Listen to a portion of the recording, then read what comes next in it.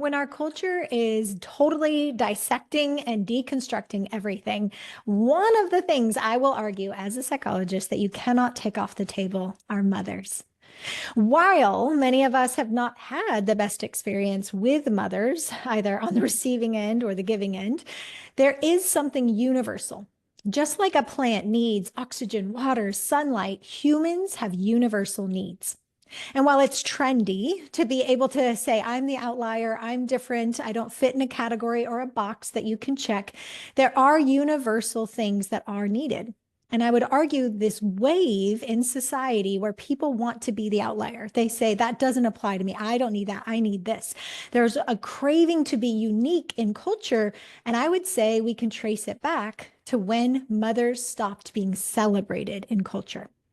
So anthropologically, if you look throughout history, mothers have been one of the highest valued parts of a culture, right? That mother provides the nurturance, the care, the frame psychologically for the child in an ideal, healthy form to get to develop, to mature, to discover, to be creative, to play, to interact. And all of that forms a healthy, robust self.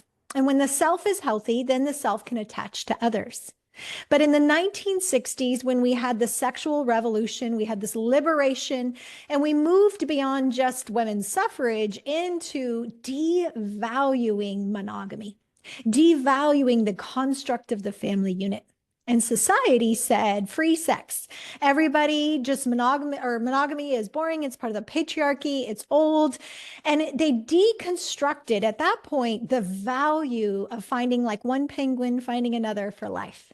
And when that went away, then women found their value in essentially being a tacky version of a male caricature, like the worst version of men. I know lots of healthy men that aren't even as bad as some women in society that feel like they have to be harsh and dominant, that they have to be the boss babe, and not in like a cool, you own your own business way, but in like a domineering or sexually indiscriminate, that you have many partners and you're just as cavalier as a male caricature. And when that happens in society and a devaluing of our maternal instinct, of our desire to nurture and cultivate, create a nest and a home, what happens is the next generation of children who didn't have that mother figure, now we're several generations out, there's emptiness, there's loneliness, there's addiction, and there's a craving in society as adults to be special, to be seen, to be noticed. If you look at a lot of people that are coming into their sense of self, they look like children. They dress in flashy, bright outfits, little kid backpacks, lots of little kid characters that they put on their backpacks and their little outfits in their cars because there's a craving for their mother. Now, I will probably get lots of disagreement from that, but I will tell you, more times than not, I believe when the emotional need for your mother is not met, a part of the self stays regressed, or which means stuck. And so that longing is still there for someone to make me special, to have a safe space. You know, you're hearing it on college campuses. We need a safe space designated. You can't disagree with me. I need you to celebrate me. I need you to love me. I need you to me. I believe that's because of the lack of motherhood. As a society, we're not talking about every single individual, and I'm not trying to create mom blame and guilt.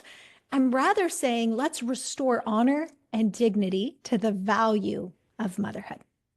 When women became enlightened and liberated out of the patriarchy, a lot of times the pendulum swings too far. And we lose what's inherent and unique and feminine and soft about femininity, about a female being lovely, being monogamous, being committed, being a mama bear who protects her tribe. And when that's not celebrated in culture, then we devalue a stay-at-home mom. We devalue a working mom. We devalue the woman who values her family. And so that has been cast aside, disregarded, and a lot of women have felt like second-class citizens because, oh, I'm just a mom. I'm just a homeschool mom. I'm just a... And anytime you say that, psychologically, the implied message is what I'm offering the world is not valuable. But I would argue the biggest world changers came from mothers. And mothers nurture, they cultivate, they celebrate, they create a frame of safety. In an ideal world, psychologically, the father says, you have what it takes, go after it. I believe in you. I instill courage and identity and fortitude. And in an ideal world, the mom nurtures, draws them close. The world is scary and hard sometimes. You need a respite. You need to be instilled with courage. We need to take the scabs off and we need to heal those heart wounds. So then you're fortified. You're actually built up, not just masking, not just compensating, but you're actually instilled with the courage and the confidence that your father and your mother have provided. And there's so many beautiful things about a father, and we'll do another episode on that. But today I want to speak identity and value into mothers. So many feel like they're failing, have mom guilt, that we have this neurosis where moms are not good enough and it's always blaming the mom. Instead of realizing we actually have a macro or societal issue of the devaluing of motherhood. And so people are not getting that need themselves in their childhood, so they don't know how to offer it to their kids. And when this self isn't fully developed, just like a little seedling of a plant, when that's not fully developed, the inner world is regressed, it's stuck. And so some areas may mature and you can get a job, you can get a spouse, you can get a car, you can start voting, you can be an elected official, like you can be an adult physically, but some of those emotional needs stay young. And that causes this chronic need for attention, to be special, for emotional affairs, for something that's just mine. And that's what I would argue is that lack of maternal need. Unfortunately, and again, this is not to point at people, this is to say at a society level, when we started to devalue the family unit and motherhood in particular, what you'll see is a trend of devaluing the importance of family. Adolescents saying, oh, I don't need my parents, like I'm just going to go hang out with my friends, or I'm going to ask ChatGPT instead of asking parents or grandparents. And when that starts to dissolve and break apart, there's a psychological stress that creates.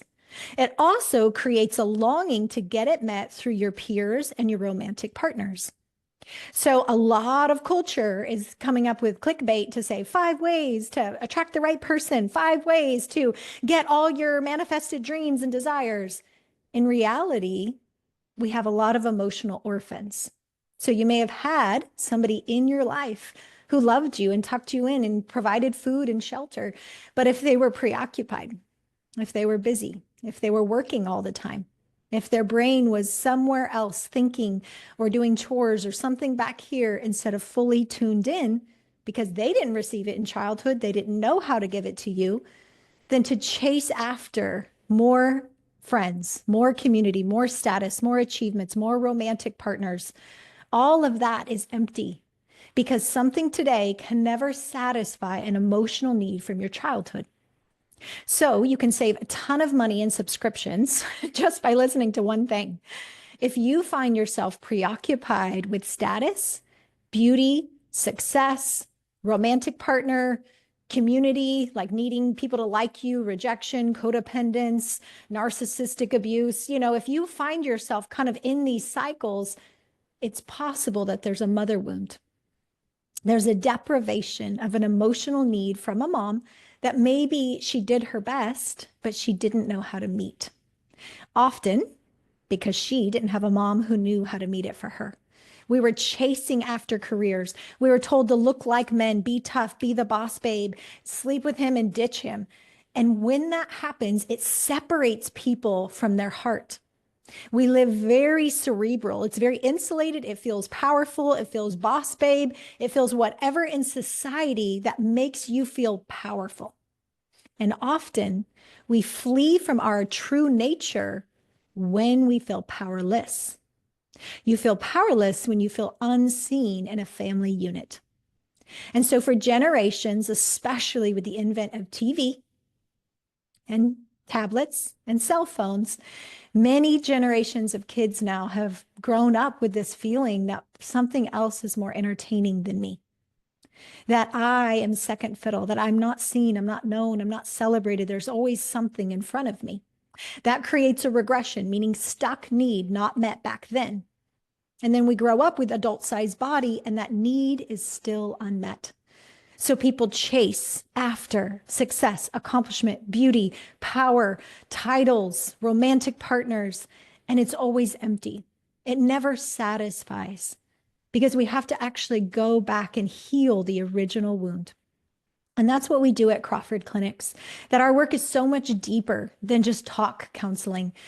Did you know it's actually unhealthy to talk too much about the same sad story in your life without a corrective experience? Part of psychodynamic theory is that you're telling the story from a new insight, not from the victim who's retelling the story.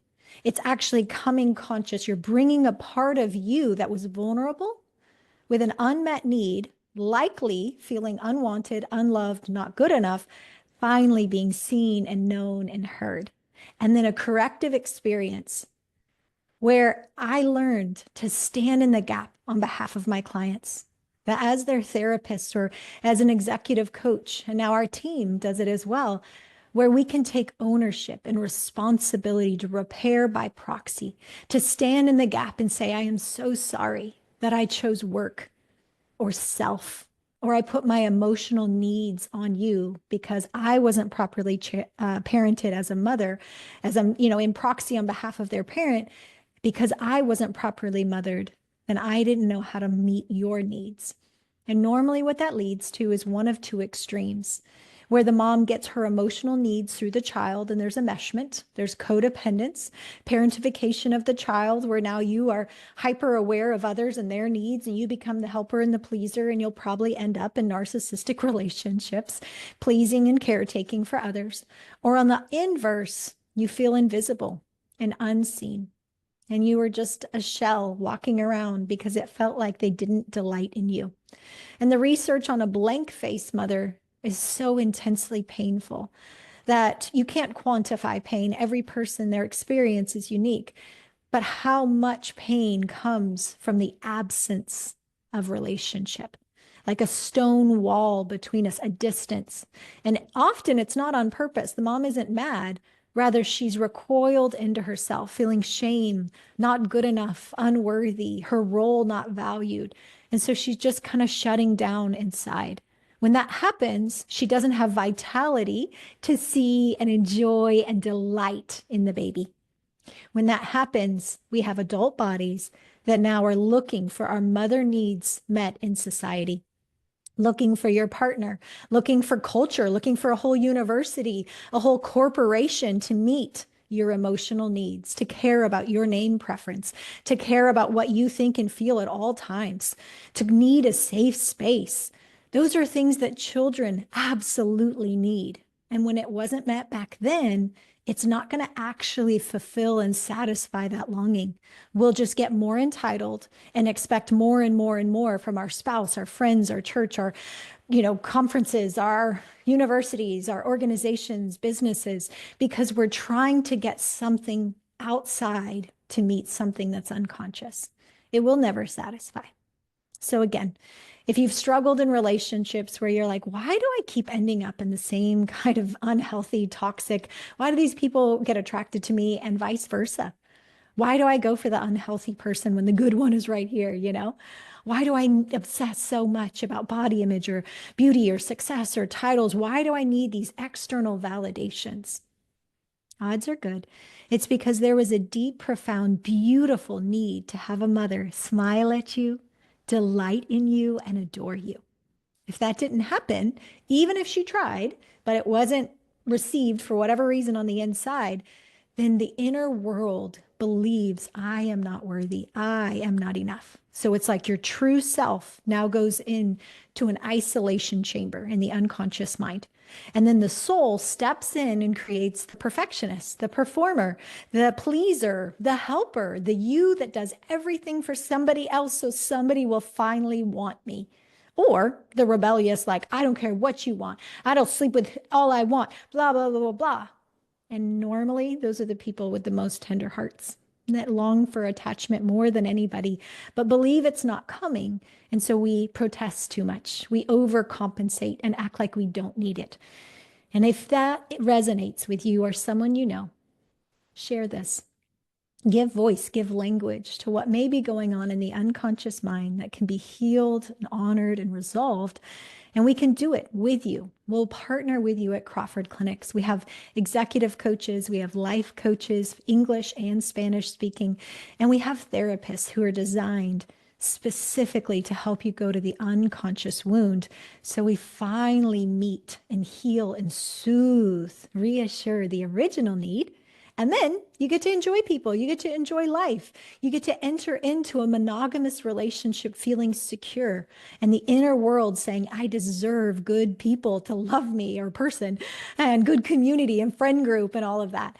When that happens, all the stakes, the stress, the rumination over the outside calms because the inner world is no longer in threat. When that calms down, then your external need calms down, and then people tend to pursue you. Healthy things, healthy relationships, healthy opportunities, because it feels healthy. It feels equitable. It feels like an adult to an adult instead of a codependent, anxious, ambivalent child to adult. And so, if those dynamics might be surfacing, it's a really good idea to do an internal board meeting and start checking in with those parts that might be unconscious in an isolation chamber. And we have a team that can help you bring them conscious. So now you can pursue your goals and get that relationship that actually is satisfying. Thanks, guys. And I hope you're having a great Mother's Day and or whatever day you listen to this. Bye.